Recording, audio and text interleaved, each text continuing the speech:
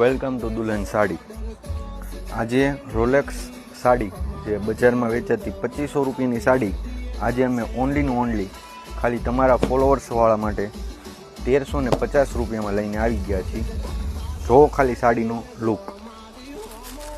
જેના મટીરિયલની વાત કરી તો પ્યોર ગજી સિલ્ક આવશે અને આખું સિમર વર્ક આવશે। જોઈ શકો છો તમે, ગજી જેકાર્ડ આવશે।